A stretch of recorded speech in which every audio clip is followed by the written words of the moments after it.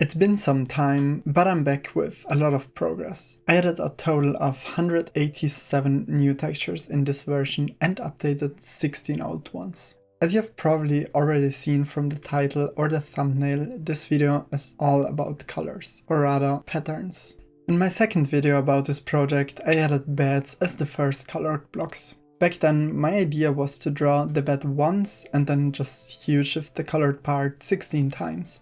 That did kind of look okay, apart from the saturation, which could have been adjusted easily though. And some of you really seemed to like it, but many people suggested to use different patterns instead of actual colors. Some also suggested different shading styles, which I did think of, but I much preferred the pattern idea. First, I wasted a lot of time by drawing the outlines and the colorless part of each bed, shulker box, glass pane and candle. Why wasted? I had to draw everything 16 times. 16 beds, 16 shulker boxes, you get it. I mean, I guess I could have just drawn it once and then copied it a bunch of times, but that would be cheating, right? I totally didn't just not think of that until it was too late. Also, if you look closely, you can even see that all of the bed drawings are technically wrong. I guess it's fine though. With those 16 templates done, I could finally start working on something a bit more entertaining. The colors themselves. First, I noted down which textures would represent each color the best. Some of you had really good suggestions, which I quite liked. Jack-o'-lanterns to represent orange, cactus or melons instead of green, using a creeper face for lime, and so on. But there was one thing I didn't like about those suggestions, which is that those choices already have corresponding blocks in the game. Had I just used those textures for beds, it would be fine. But blocks such as concrete, concrete powder, and wool required patterns too.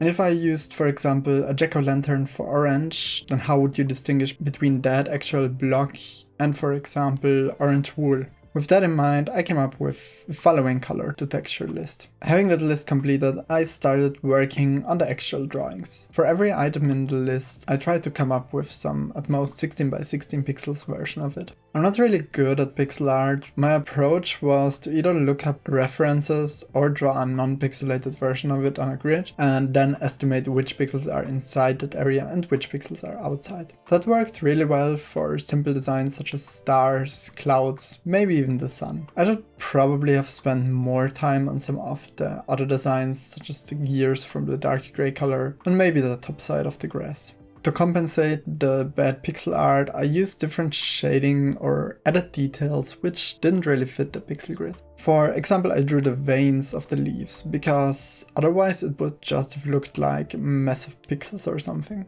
I tried to shade the feathers in a way that pronounces the single barbs of the feather. The shading lines of the crystal point either towards the upper or lower tip, because I think that makes the object look more pointy, more like a crystal. I obviously also did some circular shading for the sun and the onions. It turned out okay, I guess.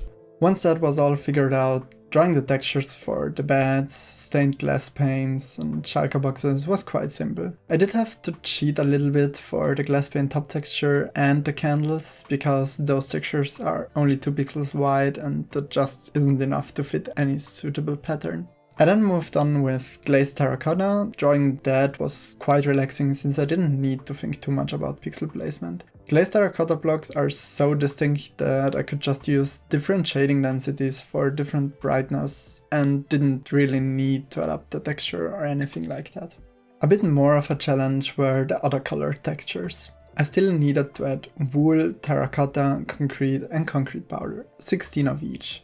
I kept the patterns the same to keep it consistent, but just using the patterns isn't enough in this case, which is why I decided to use different shading for the different block types of the same color. For example, I used this diagonal lines in different directions chessboard shading for the patterns in the wool blocks. For the background of the wool, I used cross-hatching, although I kept it parallel to the edges of the block, which is different from my usual cross-hatching. This way I tried to imitate some sort of fabric with a pattern stitched onto the wool. Concrete, on the other hand, is a very clean and simple block in the default Minecraft texture pack. Therefore, I tried to shade the blocks in a way which only shows the brightness with little details and few varieties. For concrete powder instead, I try to only use dots, because it's a powder and powders are made of a lot of tiny particles. I didn't change the background for neither concrete powder nor concrete. In hindsight, in my opinion, I should have done that, especially because, for example, the stars have only a tiny colored part, which results in barely notable difference between concrete and concrete powder.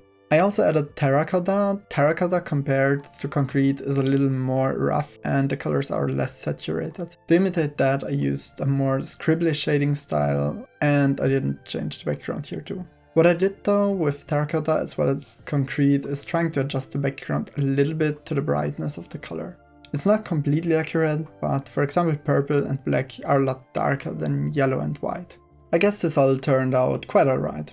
In hindsight, it would probably have been better to have used something like the Heraldry Hatching system, because the way I did it now, those blocks can't really be used to build something like modern buildings out of concrete. I actually didn't know there are these specific hatching styles for different colors, which were used in, for example, Heraldry, until someone wrote it in the comments. It's an interesting system, but it would have been difficult, if not impossible, using here regardless, because I already used different shading styles for different materials, and using different shading styles for colors too would just get really confusing very fast. All in all, in my opinion, these blocks turned out alright. I'm not super satisfied with them, because the way I designed these blocks makes their use case very different to the default Minecraft texture pack, which results in something like compatibility issues in a way. Regardless, I will keep them like this for now. I can always change them later, but I first want to move on with other textures. If you have any ideas on how I could improve this,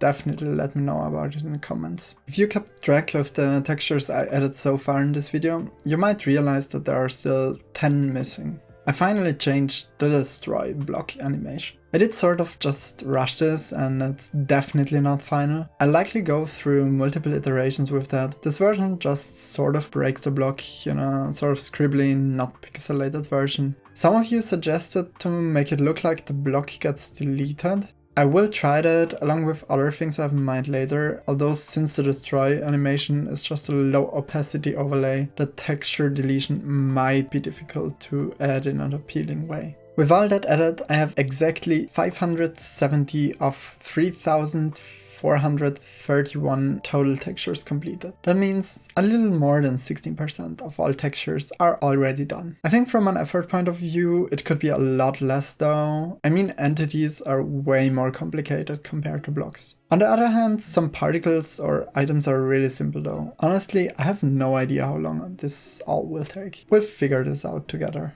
Anyway, we reached the end of another video. Thanks again for watching and for all the helpful comments. As always, if you have any suggestions or feedback, just let me know. I think I'll add some more screenshots here at the end. I'll generally try to have more screenshots and art time lapses instead of in-game footage, because of the bitrate, if you don't mind. I could also try uploading in 4K, as some of you have suggested, but I don't know. I guess I really should just try that when I need it. Also, the updated version is obviously on Planet Minecraft again, and I think I really should upload it on Modern, CurseForge, etc. But I'm sort of too lazy for that. Anyway, bye! See you in the next video, hopefully.